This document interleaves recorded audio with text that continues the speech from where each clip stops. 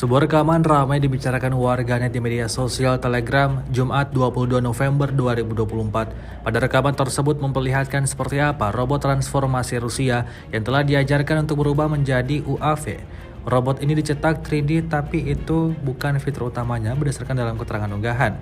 Yang paling menarik adalah ia bisa berubah dari rover menjadi quadcopter, dan hal ini membuat penggunaannya menjanjikan untuk operasi pencarian dan penyelamatan yang memerlukan alat multifungsi yang dapat menavigasi medan yang tidak terduga. Dengan menghemat biaya, ia dapat berkendara di darat dan terbang melewati rintangan di udara.